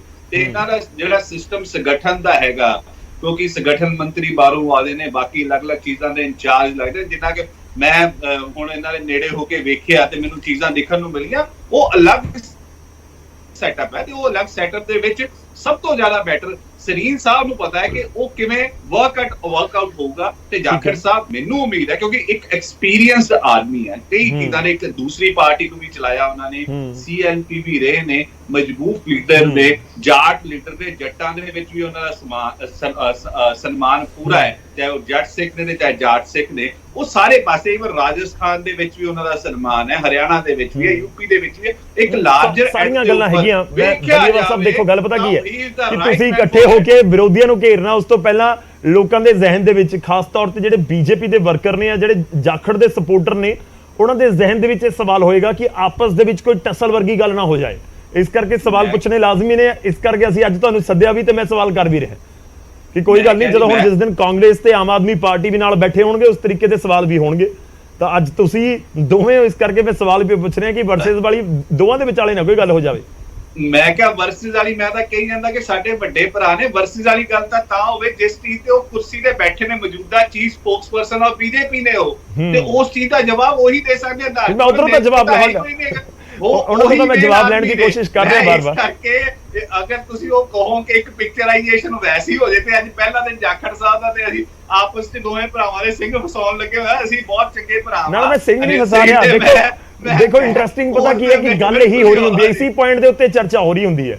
ਅੱਜ ਜੇ BJP ਦੇ ਵਰਕਰ ਪੰਜਾਬ ਦੇ ਕਿਸੇ ਜ਼ਿਲ੍ਹੇ 'ਚ ਜਾਂ ਫਿਰ ਕਿਸੇ ਸ਼ਹਿਰ ਕਸਬੇ ਪਿੰਡ ਦੇ ਵਿੱਚ ਬੈਠ ਕੇ ਆਪਾਂ ਸਾਰਿਆਂ ਨੂੰ ਸੁਣ ਰਹੇ ਹੋਣਗੇ, ਤਾਂ ਉਹਨਾਂ ਦੇ ਵੀ ਜ਼ਿਹਨ ਦੇ ਵਿੱਚ ਇਹੀ ਗੱਲ ਹੋਏਗੀ ਕਿ ਕਿਤੇ ਇਹ ਨਾ ਹੋਵੇ ਕਿ ਉਹਨਾਂ ਦੀ ਟੀਮ ਆ ਕੇ ਸਾਡੇ ਜ਼ਿਲ੍ਹੇ ਦੇ ਵਿੱਚ ਹੁਣ ਅਰੁਣ ਨਾਰੰਗ ਦੀ ਨਾਰਾਜ਼ਗੀ ਦੀ ਵੀ ਵਜ੍ਹਾ ਇਹੀ ਹੋ ਸਕਦੀ ਹੈ ਨਾ। ਇਸ ਕਰਕੇ ਮੈਂ ਪੁੱਛ ਰਿਹਾ, ਮੈਂ ਸਰੀਨ ਸਾਹਿਬ ਦਾ ਰੁਖ ਕਰ ਲੈਣਾ। ਸਰੀਨ ਸਾਹਿਬ, ਮੈਂ BJP ਦੇ ਵਰਕਰਾਂ ਨੂੰ ਧਿਆਨ ਦੇ ਵਿੱਚ ਰੱਖ ਕੇ ਵਾਰ-ਵਾਰ ਸਵਾਲ ਪੁੱਛ ਰਿਹਾ ਕਿ ਅੱਜ ਜਿਹੜੇ ਪੰਜਾਬ BJP ਦੇ ਵਰਕਰ ਨੇ ਜਾਂ ਲੀਡਰ ਨੇ ਜਿਹੜੇ ਸੁਣ ਰਹੇ ਹੋਣਗੇ, ਉਹ ਚਾਹ ਰਹੇ ਹੋਣਗੇ ਕਿ ਆਹ ਸਵਾਲ ਵੀ ਪੁੱਛੋ।